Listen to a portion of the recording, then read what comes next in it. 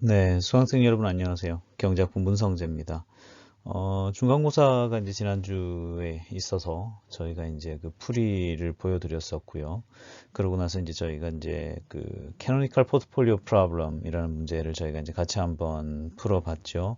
그래서 이제 저희들이 전형적으로 위험 자산과 안전 자산이 존재하는 상황에서 투자자의 합리적인 선택을 위해서는 위험 자산에 대해서 일정 부분 투자를 하는 것이 합당하다라고 하는 그 에로의 정리까지 이제 저희가 학습을 했었습니다. 사실 뭐 에로가 그 제시한 여러 정리들이 있기 때문에 사실 이제 그런 많은 내용들을 다 이제 커버하면 좋겠지만은 그런 부분들은 이제 다 커버하기는 이제 저희가 허락된 시간이 사실 많지가 않고요. 그 다음에 이제 학부 수준에서 다 파고들어서 이제 보기에는 조금 부족한 부분이 있기 때문에 이제 그런 부분들을 좀 감안을 해야 해요. 그래서 이제 그런 부분들을 좀 생각을 하면서 이제 전체적인 연결성도 좀 봐야 되고 그러면서 이제 좀 내용들을 제가 이제 딜리버리 하는 편입니다.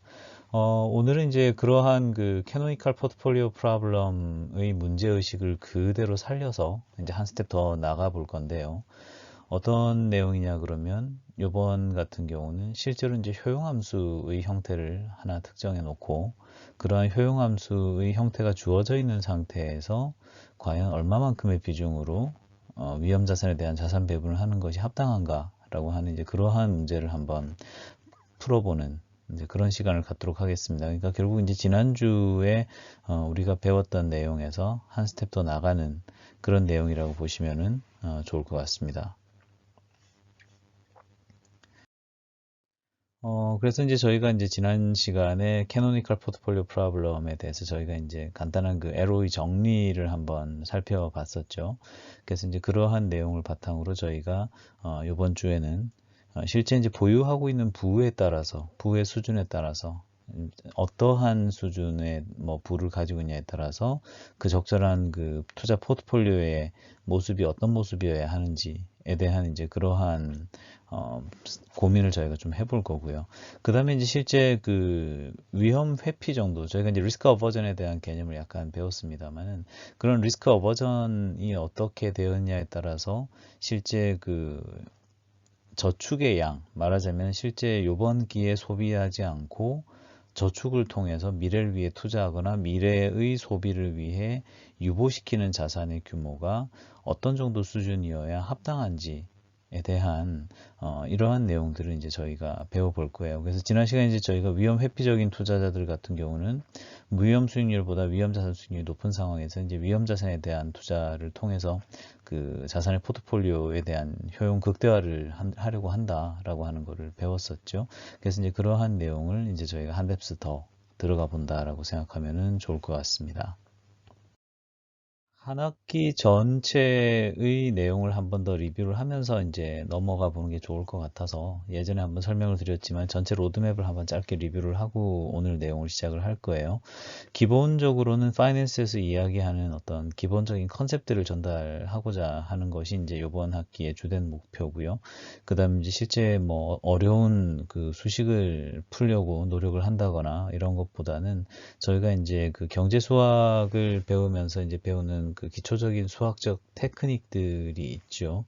말하자면 이제 간단한 미적분이라든지 뭐 혹은 저희가 이제 최적화 문제 이런 거를 이제 저희가 풀 줄 안다는 전제 하에서 그럼 이제 그러한 그 수리적 도구, 최소한의 수리적 도구를 가지고서 저희가 이제 배운 개념들이 실제 어떻게 어, 증명이 가능하고 또 다른 그 개념들과 어떻게 연결되어 가는지 이런 부분들을 저희가 좀 배우는 그런 내용으로 이제 저희가 한 학기를 구성할 거고요.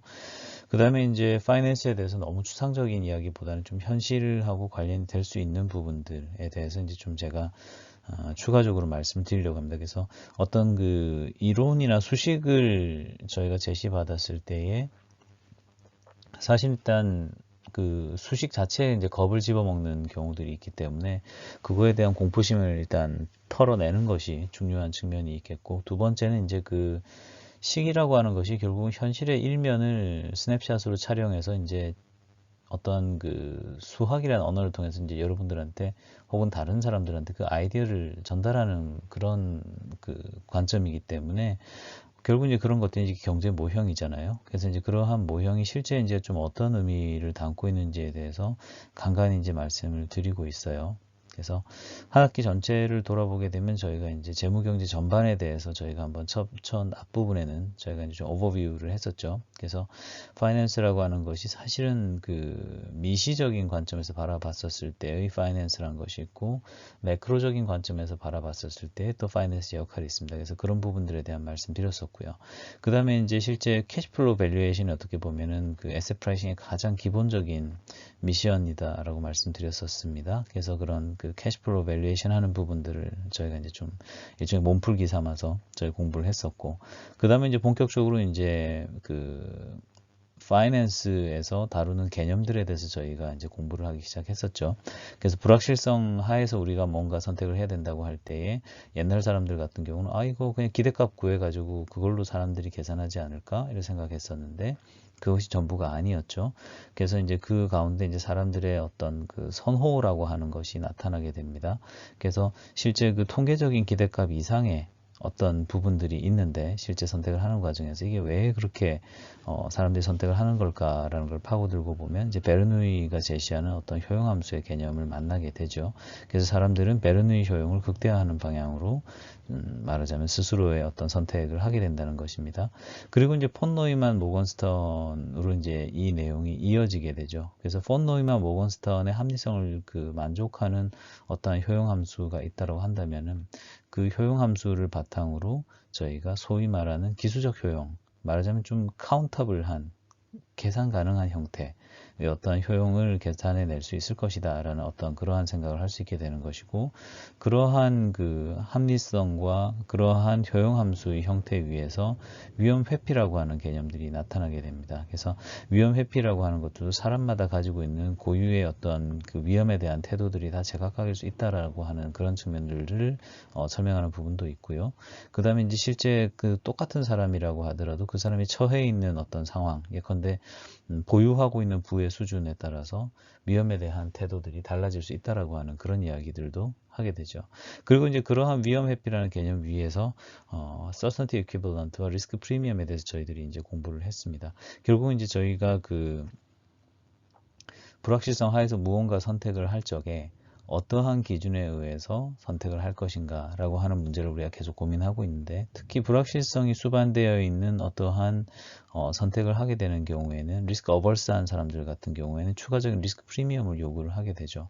소위 말하는 어떤 통계적 기대값에 의해서 기대되는 어떠한 효용의 크기보다는 좀 더 보상을 원한다는 것입니다. 그래서 그러한 개념을 확실성 등가와 위험 프리미엄이라고 하는 개념을 통해서 저희가 배웠었고, 그 다음에 확률적 지배라고 하는 개념을 배웠죠.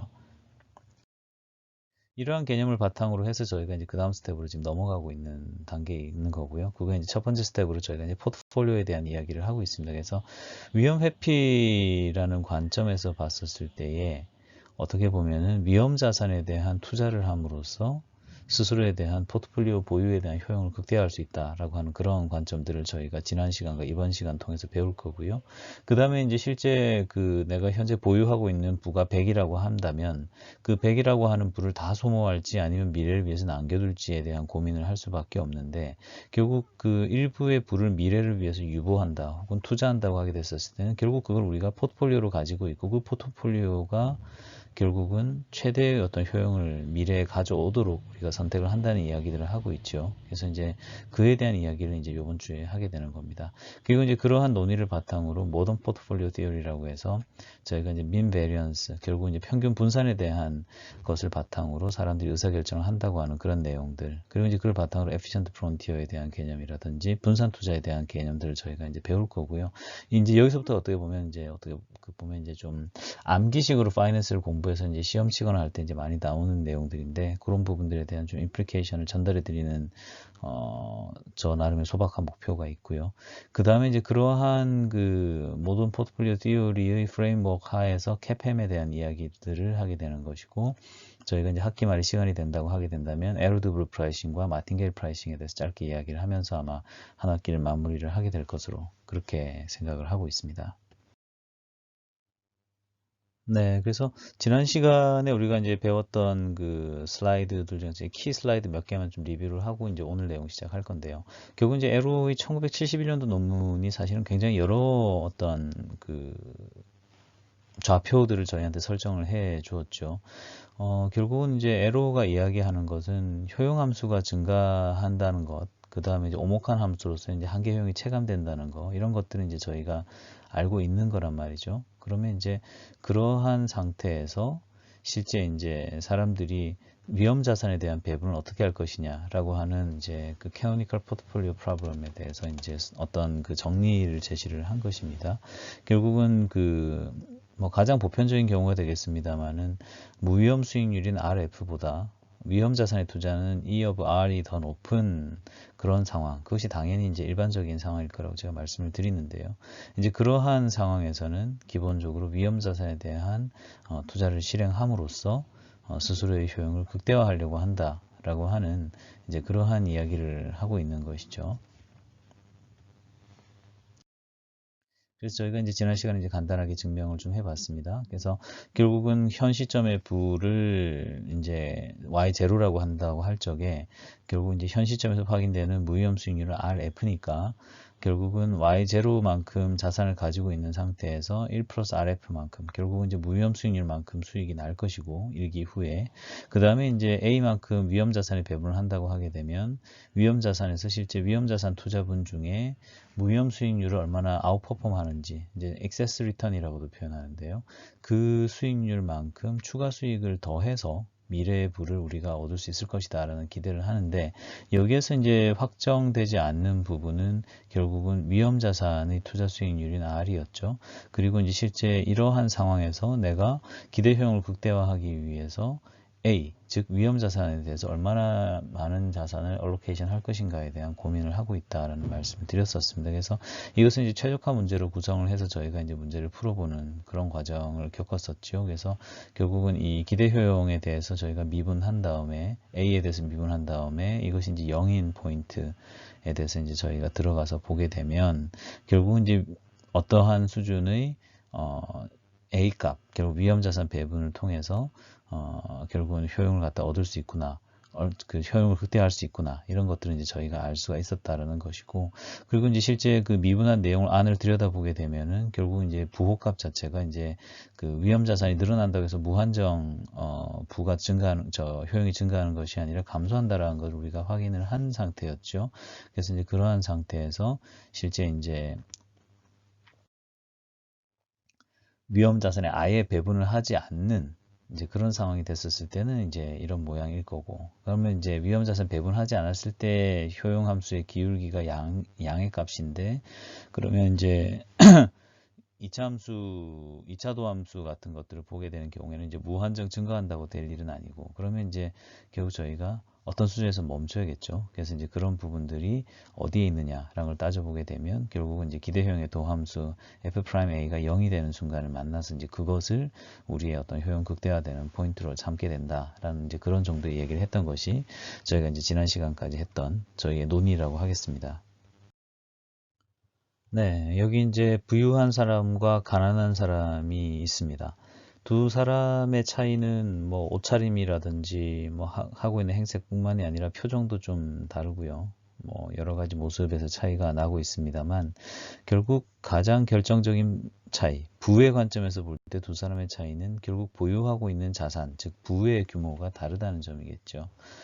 당연히 이제 저도 이제 우리 학생들이 모두 왼쪽에 있는 부자가 되기를 이렇게 소망을 하는 바입니다만, 실제 이렇게 그 부유한 사람과 가난한 사람이 있다고 했었을 때에 이 두 사람에 있어서 어떤 최적의 투자, 아까 우리가 이제 살펴봤던 것처럼 캐노니컬 포트폴리오 프로블럼 같은 것들을 풀어보게 된다고 하면 두 사람이 똑같은 정답을 써내야 되는 걸까요? 아니면 다른 정답을 써내야 되는 걸까요? 이제 그런 고민들을 사실 이제 학자들이 하는 것입니다. 결국 투자에 어떤 정답이 있다 그러면 누구에게나 똑같은 거 아니에요? 누구나 똑같은 어떤 그 전략으로 사실 해야 되는 거 아닐까요? 아니면 처해 있는 입장이 다르니까는 정답이라는 게 사람마다 다 제각각인 어떤 그런 개별성을 지닌 걸까요? 그런 것들을 우리가 정확하게 알 수가 없죠. 그래서 이제 그런 부분들을 한번 고민해 보자라고 하는 것이 이제 이번 시간에 우리가 고민하고자 하는 것입니다. 어쨌거나 이제 우리는 지난 시간의 학습을 통해서 위험 회피적인 효용 함수를 가지고 있는 사람이라고 한다면 그것이 부유한 사람이건 가난한 사람이건 간에 자산의 일정 부분은 위험 자산에 투자하는 것이 가장 효과적인 방법이 될 것이다라는 것은 우리가 알고 있죠.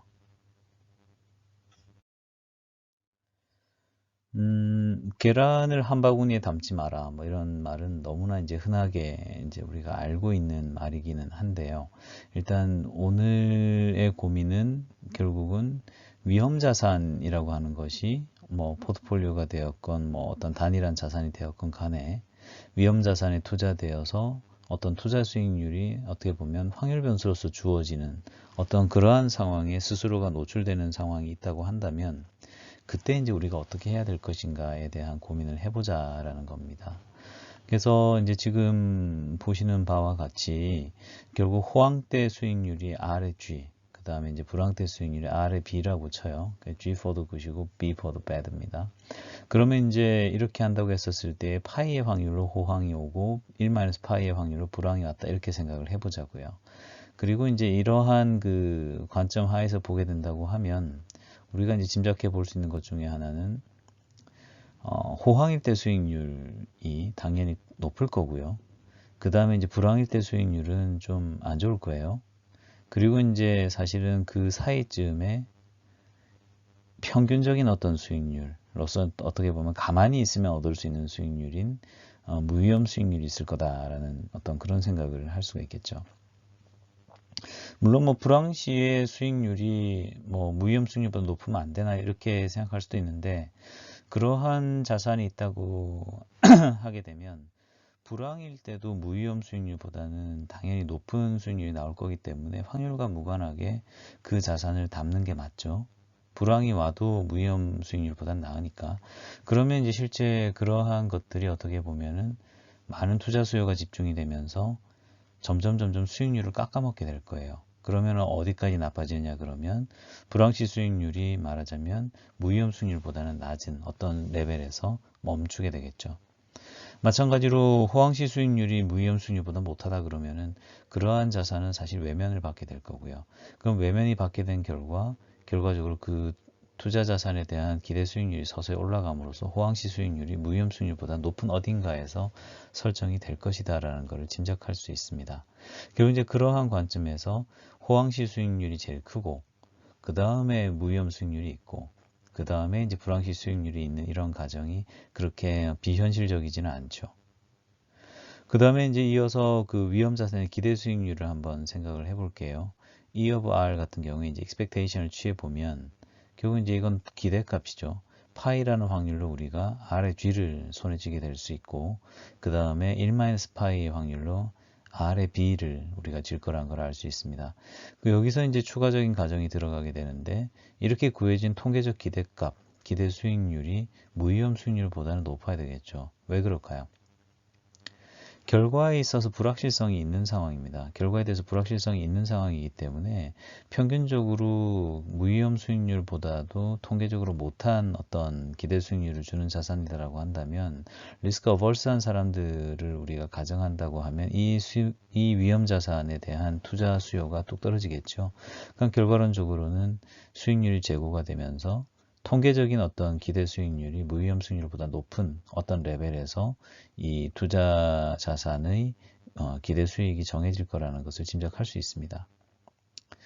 그러면 이제 우리가 이러한 상태에서 투자자는 초기에 W0라고 하는 수준의 부 내지 뭐 인다우먼트를 가지고 있다라고 생각을 하고 거기에서 A만큼을 할당해서 위험 자산에 투자를 하겠다라고 생각을 해봐요. 이것이 이제 저희가 지난 시간에 배운 결론이었죠. 그럼 이제 그러한 상황에서 미래의 부라고 하는 것도 저희가 이제 지난 시간에 생각을 해봤는데 Y0에서 위험 자산을 뺀 것만큼이 무위험 자산에 대한 투자니까 1+RF를 곱해줄 거고요.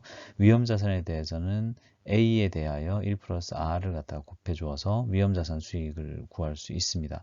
그래서 이것을 갖다 다시 이제 정리하게 되면 노란색으로 표시된 Y0는 1 플러스 RF 플러스 A는 R 마이너스 RF 이런 식으로 이제 정리가 되는 것이죠. 그러면 이제 투자자 입장에서는 자기의 미래 부에 대한 효용을 극대화하려고 하는 유인이 있습니다. 그래서 결국 미래 그 효용 극대화를 하려면 어떻게 해야 될까를 고민해 보게 되면 결국 내가 통제할 수 있는 거는 내가 현 시점에서 얼마나 위험 자산에 투자를 할 것인가에 대한 부분만을 내가 통제할 수 있는 거고 나머지 요소는 내가 통제할 수 있는 요소들은 아니죠. 무위험 수익률이라든지 위험 자산의 기대 수익률이라든지 혹은 현재 내가 갖고 있는 부의 수준은 주어진 것들이니까 그러면 이제 이러한 상태에서 저희가 이 투자자가 로그 효용 함수를 가지고 있는 어떤 그런 상황을 한번 생각을 해 볼게요. 그러면 그런 상태에서 이 사람의 효용이 극대화되려면 어떤 모습이어야 하느냐라고 하는 거를 생각해 볼 수가 있을 텐데요. 우선 그 파이의 확률로 호황이 오게 되고 1-파이의 확률로 이제 불황이 오는 상태에서 각각의 효용의 크기를 정해 보게 되면 결국은 로그 안에 실제 이제 부의 크기만큼을 집어넣어서 저희들이 그 상태에서의 효용을 이야기하는 거죠. 그래서 노란색으로 되어 있는 것이 어떻게 보면은 효용의 크기로서 이제 제시가 되는 그 상황 속에서도 호황일 때의 효용의 크기라고 할 수 있을 거고요. 그 다음에 이제 오렌지색으로 주어져 있는 것이 1-파이의 확률로 우리가 불황을 만났을 때 그때 지니게 되는 효용의 크기라는 것을 알 수 있습니다. 그래서 그러한 관점에서 이제 이 식을 다시 바라보게 되면은 결국은 우리가 조절할 수 있는 거는 A에 대한 텀들이죠. 그리고 A에 대한 텀들을 이제 보게 되면은 결국은 우리가 식을 이제 정리를 할 때에 A에다가 호황일 때 수익률 RG에다가 무위험 수익률 RF 그 다음에 이제 불황일 때는 A에다가 RB-RF 이런 식으로 이제 저희가 식을 정리를 했었어요. 로그의 미분은 기억이 나시죠? 로그 미분하게 되면 이제 로그 X를 미분하면 이제 X분의 1이 나오잖아요. 그래서 이제 그러한 관점에서 우리가 이제 요 식을 이제 하나씩 한번 풀어봅시다. 아까 이제 봤던 그 저희 목적 함수를 결국은 이제 위험 자산에 대한 투자 비중 A로 미분해서 그 미분한 도함수가 0이 되는 것이 결국 우리가 이제 이 최적화 문제에서 갖게 되는 1차 조건이잖아요. first order condition이요. 그래서 결국 아까 이제 파이의 확률로 주어지는 파이의 확률로 우리가 얻을 수 있는 효용의 크기라는 것이 있었는데 그것을 A에 대해서 이제 미분을 하게 되면 결국은 이제 최적화된 A라고 할 수 있는 A 스타라는 것이 이제 결국은 이 등식을 만족시키는 A일 텐데 그때 이제 A에 대한 텀에 RG-RF라고 한 녀석이 있었으니까 걔가 이제 밖으로 튀어나오고 그 다음에 효용의 크기로서 이제 호황일 때 효용의 크기였던 Y0는 1 플러스 RF의 A 스타 RG-RF 이런 식으로 이제 분모에 들어가게 되죠. 그 다음에 이제 똑같은 논리로서 1-파이의 확률로서 우리가 불황일 때 효용의 크기를 이제 저희가 알고 있는데 그때는 결국은 또 역시 A의 텀에 붙어 있는 것이 RB-RF였죠. 그래서 이제 얘가 이제 결국은 분자에 남아 있게 되고 그 다음에 불황일 때의 효용의 크기인 Y0 1 플러스 RF 플러스 A 스타의 RB-RF 이런 것들이 이제 분모에 내려가게 됩니다. 그래서 이렇게 이제 정리된 것이 우리의 이제 first order condition이에요. 그러면 이제 이거를 이제 약간 이제 수리적인 테크닉인데 말하자면 이제 오른쪽에 있는 그 1-파이 되는 이 오렌지색 두 번째 항을 우변으로 옮겨줍니다. 그런 다음에 분자와 분모를 크로스로 이제 올려주는 거예요. 그래서 이제 분모에 있는 거는 분자로 반대 방향으로 이제 올려주는 거죠. 그것이 결국 두 번째 식이 이야기하는 바입니다. 그래서 두 번째 항에 있던 분모가 이제 첫 번째 항에 파이는 RG-RF에 가서 붙었고요. 그 다음에 이제 우변으로 넘어가 있죠. 마이너스 1-파이 여기 RB-RF 돼 있는 거에다가는 첫 번째 항에 있던 Y0 1 플러스 RF 그 다음에 A 스타 RG-RF 이것이 이제 결국은 위로 올라와서 붙어 있어요. 이렇게 이제 식을 정리를 한 거에는 이제 목적이 있죠. 우리가 이제 무엇을 목적을 하고 있는지를 가만히 생각해 보시면 우리가 궁금한 거는 A 스타였어요. 그래서 A 스타를 중심으로 저희가 식을 한번 다시 정리를 해 주게 됩니다. 그러면 이제 지금 보시는 것과 같이 이제 식들이 정리가 조금씩 되기 시작하는 거예요. 그래서 실제 이제 A 스타를 중심으로 식을 정리해서 저희가 이제 가게 된다고 하게 되면 결국 지금 보는 것과 같은 그림으로 그렇게 이제 식이 정리가 된다라는 것을 알 수가 있는 것이죠. 그래서 다소 이제 좀 복잡한 계산이긴 합니다만은 결국 이제 덧셈, 뺄셈, 곱셈, 나눗셈을 해가지고서 이제 쭉 정리를 해보면 결국은 A 스타하고 Y 제로를 가지고서 사실은 이제 이 식의 왼쪽 오른쪽이 정리가 됩니다. 그래서 이때 이제 저희가 궁금해하는 것 중에 하나가 이제 A-스타라고 말씀을 드렸죠. 그럼 이제 여기서 어떤 나름의 임플리케이션을 얻으려고 하면 우리가 이제 처음에 그 고민으로 돌아가서 부자의 투자와 가난한 사람의 투자는 달라야 할까요? 같아야 할까요? 라는 고민을 우리가 했었는데 결국은 부자와 가난한 자의 차이는 현 시점에 내가 가지고 있는 부의 크기인 Y0의 크기만이 차이가 되게 되죠. 그러면 결국은 Y0분의 A-스타라고 하는 것을 놓게 되면 현재 보유하고 있는 부의 수준 대비 최적 위험 자산의 투자 비중 A-스타가 나오게 됩니다.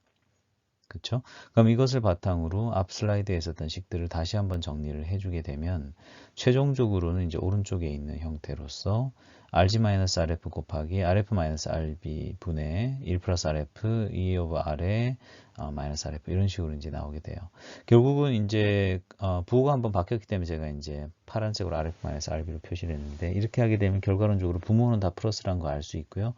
그 다음에 1 플러스 RF도 이제 플러스라는 거 알 수가 있고 그 다음에 이제 결국은 E of R 마이너스 RF가 이제 결국은 우리의 그 위험자산 투자 비중이라는 거를 알 수가 있는데 RF도 어차피 주어져 있는 상태가 되게 되니까 그리고 이제 위험자산에 대한 기대 수익률이 양이다 라고 하게 된다고 하게 되면은 결국은 그 위험자산에 대한 적절 투자 비율이라고 하는 거는 어떻게 보면 그냥 주어지는 겁니다. 그래서 Y0의 값이 커지게 되면 A-스타도 커져야 된다라고 하는 어떤 그러한 관점을 얻을 수가 있게 되는 것이죠. 그래서 지난 그 시간에 배웠던 것처럼 보유자산의 일부는 위험자산에 투자를 해야 된다라고 하는 사실이 다시 한번 확인이 되게 되고 그 다음에 이제 실제 그 보유하고 있는 부의 크기에 따라서 이러한 그 위험자산에 대한 투자 수요가 달라지느냐 라고 물어본다고 했었을 때는 비례적인 관점에서는 사실은 같다라고 이야기를 할 수 있을 거고 양적인 측면에서는 사실은 달라야 한다라고 하는 거를 우리가 결론으로서 얻을 수 있게 되는 그런 생각이 들게 되죠.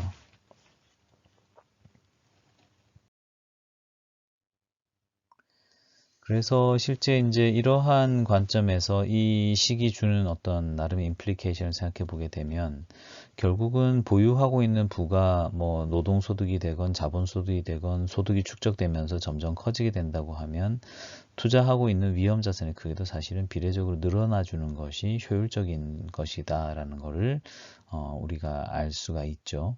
그 다음에 이제 실제 위험자산을 투자할 때 우변에서 보게 되면 불확실한 요소로 주어지는 건 사실 expectation R밖에 없어요. 즉, 그 위험 자산에 대한 기대 수익 내지는 위험 자산에 대한 그 투자에 수반되는 리스크 프리미엄의 크기에 따라서 A스타가 늘어나야 한다는 것인데 결국은 똑같은 그 위험 자산에 투자를 하더라도 그에 대한 어떤 아웃풋이 좋다고 하면 그 아웃풋에 상응해서 사실은 위험 자산에 대한 투자가 늘어나는 것이 합리적이다라는 이야기를 하는 겁니다. 그 다음에 이제 위험자산 투자에 따른 어떤 기대 수익률이 변하지 않는 상태다. 라고 하게 되면 그것이 그러면 이제 결국은 이제 우변에 있는 녀석들이 다 이제 어떻게 보면 고정이 되는 건데 여기서 이제 재밌는 부분은 이런 식인 거예요. 결국은 E of R은 다 고정되어 있는 상태고 파이도 고정되어 있는 상태로 우리가 가정하게 되면 RG하고 RB가 말하자면 같은 크기로 멀어지는 거예요. 예를 들어서 RG는 플러스 1%고 RB는 마이너스 1%를 주는 상태였다고 하게 되면 얘의 평균 값은 빵이죠. 그죠? 근데 이제 똑같은 월드에서 RG는 2%를 주고 RB는 마이너스 2%를 주는 상황이 있을 수도 있어요. 그 경우에도 E of R은 빵이죠. RG는 10% 주고 RB는 마이너스 10% 주는 투자 자산이 있을 수도 있습니다. 확률은 똑같이 5대 5예요. 그런 경우에도 expectation R은 빵이에요. 그죠? 그래서 결국 위험자산 투자에 대한 기대 수익률은 변하지 않더라도 위험자산 투자에 따른 결과의 편차가 사실은 달라질 수가 있는데 그 결과의 편차가 커지게 되면 뭐가 커질까요? 결국은 이제 분모가 커지겠죠. 그죠? 그럼 이제 분모가 커지게 되면 결국 그 투자를 한다고 했을 때 위험자산 투자를 했더니 그 투자에 대한 변동성이 높아지게 되면 그때는 분모가 커지는 거니까 그거에 상응해서 보유자산 대비 위험자산에 대한 투자 비중을 좀 줄여주는 것이 합당하다라고 하는 결론도 얻을 수 있어요. 그렇죠?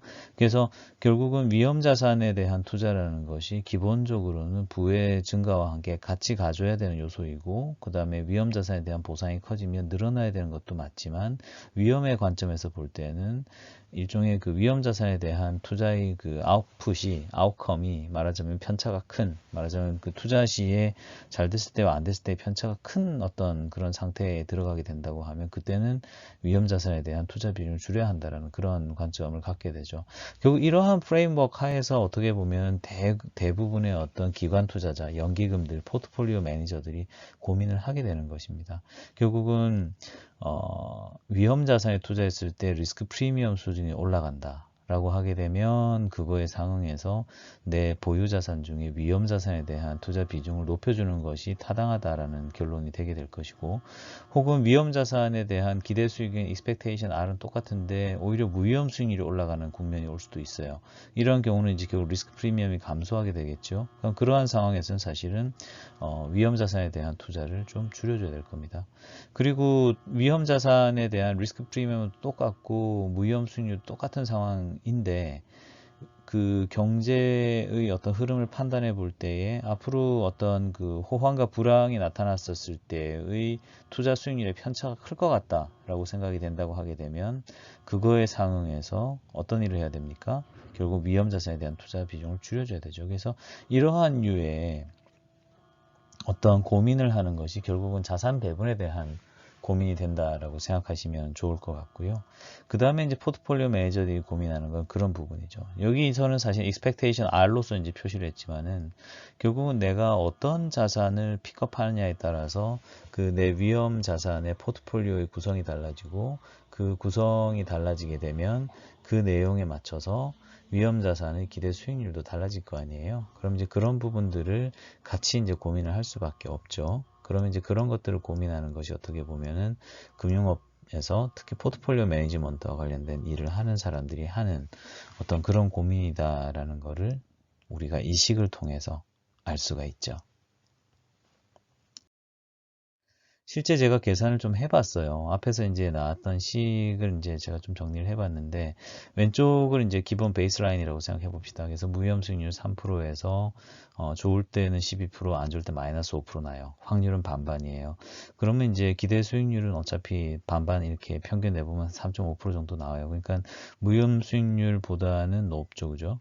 그럼 이제 그런 상태에서는 예를 들어서 내가 총 부의 72%를 내가 위험자산에 투자하는 게 맞아요. 그럼 이런 프레임워크 하에서 요번에는 호황일 때 수익률이 좀 높아져서 다 똑같은데 호황일 때 수익률인 RG가 15%로 올라갔어요. 그럼 그때는 A 스타 오버 Y0가 어떻게 됩니까? 그때는 2.15까지 올라가요. 이때는 어떻게, 이게 무슨 말이냐 그러면 그때는 내 자산을 다 투자하는 것도 모자라서 빚을 내서 레버리지 투자를 해도 좋다는 얘기입니다. 말하자면 1억의 자산을 갖고 있는 사람이 빚까지 내서 2억 1,500만 원까지 투자를 해도 된다는 얘기죠. 그 다음에 이제 무위험 수익률 3%는 똑같고, 그 다음에 그 호황일 때 수익률 12% 똑같은데, 불황일 때 이제 수익률이 마이너스 7%로 이제 좀 쑥 내려갔어요. 이제 좀 뭔가 안 좋은 상황이 온 거죠. 그러면 이제 어떻게 되냐 그러면은 사실은 기대 수익률이 2.5%밖에 안 나옵니다. 무위험 수익률보다 못한 상황이죠. 그럼 이럴 때는 어떻게 하냐 그러면은 A스타 오버 Y0가 마이너스 값이 나왔죠. 0.57, 마이너스 0.57 나왔는데, 이때 무슨 말이냐 그러면은 1억의 자산을 갖고 있는 사람이 있다 그러면 1억의 자산을 전부 무위험 그 투자 수단에다가 투자를 한 것만도 모자라서 5,700만 원은 오히려 공매도를 해줘야 된다는 얘기예요. 위험 자산에 대해서. 이 얼핏 좀 이해가 좀 안 되시죠? 그러니까 말하자면 시장에 가가지고서 위험 자산을 빌리는 거예요. 빌린 다음에 그냥 시장에 냅다 팔아버리는 겁니다. 그런 다음에 이제 실제 불황이 와서 마이너스 7% 실행되길 기다리는 거지. 그게 이제 어떻게 보면 최적의 전략이다라고 하는 그런 의미가 되게 돼요. 그래서 오른쪽으로도 이제 쭉 또 이제 저희 상황들이 좀 있어요. 그래서 이제 뭐 수익률이 더 편차가 벌어지는 경우가 네 번째가 되는데 뭐 15% 마이너스 8% 이런 식으로 더 편차가 커지게 되면 똑같은 기대 수익률 위험자산 기대 수익률 3.5%지만 실제 이제 제가 앞에서 말씀드렸듯이 투자 비중은 39%로 내려가요. 아까 72%였잖아요. 처음에 베이스라인에서는. 그죠? 그 다음에 이제 무위험 수익률하고 그 위험자산 투자 수익률이 똑같을 때는 빵 프로예요. 그냥 그럴 때는 그냥 무위험자산에만 투자하면 돼요. 괜히 위험자산 투자해서 리스크 테이크 할 필요 없다는 거예요. 그 다음에 이제 거꾸로 무위험 수익률이 더 높아진다 그러면 그때 이제 오히려 빚을 내서 가라. 뭐 이런 것들이 나올 수 있고. 그래서 이제 이런 식으로 실제 이제 이 모형이 주는 바가 있는 겁니다. 그래서 요약해서 말씀드리면 호황시에는 위험자산의 어떤 기대 수익률이 상승하거나 호황이 발생하는 가능성 자체 올라가거나 뭐 이제 그렇게 되면은 위험자산 투자 비중을 늘리고 불황일 때는 위험자산 기대 수익률이 하락하거나 호황의 발생 가능성이 하락하거나 뭐 그런 일이 있을 수 있다고 하면 그때는 투자 비율을 줄여주고 위험자산에 대해서 그 다음에 이제 무위험 수익률이 0일 때는 이제 말하자면 위험자산 투자 비율도 빵이고 음일 때는 투자 비율도 음이 되는 그런 상황이 됩니다. 그리고 이게 기술이 정확하지 않네요. 정확히 리스크 프리미엄입니다. 리스크 프리미엄이 0일 때 이제 위험자산 투자 비율은 0으로 가지고 음일 때는 오히려 공매도를 해줘라. 제가 그렇게 말씀드렸죠. 그래서 리스크 프리미엄이고요. 그 다음에 이제 동일 위험자산 기대 수익률이 이제 주어져 있는 상태에서는 위험자산의 기대 수익률 편차가 말하자면 호황 불황 간의 갭이 벌어지면은 사실 리스크가 커지는 거니까 그때는 투자 비율을 좀 줄여주는 게 맞다. 이렇게 이제 저희가 요약해 볼 수가 있겠습니다. 우리가 이제 이번 시간 같은 경우는 로그 유틸리티를 갖고 있는 리스크 어버스한 투자자를 가지고서 이제 우리가 문제를 한번 풀어봤어요. 이제 일종의 가정을 해본 거죠. 근데 이제 이런 상황도 한번 가정해 보자고요. 만약에 위험 중립적인 투자자가 있습니다. 위험 중립적인 투자자가 있었을 때 이 사람의 효용함수를 어떻게 저희가 정의하냐 그러면 결국 그냥 선형함수로 정의를 하는 거죠. 알파 y 플러스 베타라는 식으로. 그래서 결국 이때 이제 계속값 알파는 양의 값인 거예요. 그래서 결국 이 사람의 효용은 다다익선이에요. 다다익선인데 어떤 특별한 리스크 프레퍼런스는 없는 상황이기 때문에 결과론적으로는 리니어한 형태. 그냥 다다익선이고 꾸준히 커져요. 일정하게. 그럼 이제 이런 사람의 경우에 본인의 어떤 그 투자 효용을 극대화하는 어떤 그런 위험자산 비중이 어떻게 될까라는 걸 한번 고민해보고 이번 시간 마치면 좋을 것 같은데요. 그러한 상황에서는 사실은 결론은 이렇게 갑니다. 결국은 A 값에 따라 가지고서 저희가 미래 기대 효용 Y1의 utility of Y1을 이제 저희가 계산을 해보는 거잖아요. 그럼 그 expectation이 어떻게 되냐 그러면 우리가 효용함수가 이제 주어져 있는 상태니까 알파 Y 플러스 베타로 주어져 있는 상태니까 결국은 알파에다가 Y1에 대한 그 기대 효용이죠. 그래서 그것을 밀어 넣는 겁니다. 노란색으로 표시가 되어 있는 텀이죠. 그리고 이제 플러스 베타가 되게 됩니다. 그러면 이걸 바탕으로 우리가 다시 한번 그 목적 함수를 구성을 해보면 어떤 최적화 문제를 푸는 상황으로 가느냐 하게 되면 결국은 이런 상황이 되게 돼요. 맥시마이즈 A에 대해서 알파의 y0 1 플러스 rf는 고정항이기 때문에 손댈 게 없어요. 베타도 손댈 게 없어요. 그러면 결국 이 사람의 미래에 대한 기대 효용은 뭐에 의해서 결정나냐 그러면 세 번째 줄에 있는 식인데 A는 expectation R의 R의 마이너스 RF 이걸로 이제 결정된다고 하거든요. 결국 그 미래에 대한 효용의 크기, 리스크 프리미엄이라고 할 수 있는 expectation R-RF도 주어져 있다고 생각하게 되면 A가 크면 클수록 이 사람의 효용은 커진다는 결론으로 가게 됩니다. 결국 위험 중립적인 투자자라고 하는 것은 리스크 프리미엄이 양인 상황에서는 A가 크면 클수록 좋다. 말하자면 올인을 하던 빚을 내건 어쨌거나 간에 최대한 위험 자산을 많이 투자하면은 이 사람의 효용이 맥시마이즈 되는 그런 상황으로 들어간다는 걸 우리가 알 수 있다는 거죠. 뭔가 좀 이상하죠, 그죠? 그래서 이게 약간 위험 중립적인 투자자라고 하는 것이 어떻게 보면 우리의 직관하고는 조금 안 맞는다라고 하는 것을 알 수가 있습니다. 그렇죠? 그래서 이제 이러한 관점 하에서 결국은 우리가 리스크 어버스한 사람이 일반적인 사람의 행태를 더 잘 묘사한다라고 하는 것을 알 수가 있는 것이죠. 그래서 우리가 이제 세인트 피터스버그 패러독스를 죄송합니다. 앞에서 배웠지만은 결국 위험 중립 투자자의 경우에는 기대 수익률이 사실 무위험 수익률보다 높다고 하면 무조건 그 투자를 하는 게 맞는데 실제로 그렇게 되지 않는 것은 결국은 사람들이 위험에 대해서 어떻게 보면 좀 위험 회피적인 성향을 갖고 있기 때문이잖아요. 그러한 것이 결국은 우리가 이 보는 바와 같이 위험 중립 아유 죄송합니다. 마지막에 목이 좀 잠겨버렸네. 위험 중립적인 투자자의 경우에는 사실은 현실에 부합하지 않는 어떤 그런 모습을 통해서 다시 한번 확인할 수가 있다는 거죠. 그래서 첫 번째 세션에서는 저희가 이제 로그 유틸리티를 가지고 있는 어떤 투자자를 가정을 한 다음에 그러한 상황 하에서 이 사람의 어떤 투자 의사 결정이 어떻게 이루어지는지에 대한 그런 고민을 저희가 한번 해봤습니다. 네, 잠깐 쉬고 저희가 이어서 이제 준비한 내용들 한번 살펴보면서 다음 시간 이야기를 이어가 보도록 하겠습니다.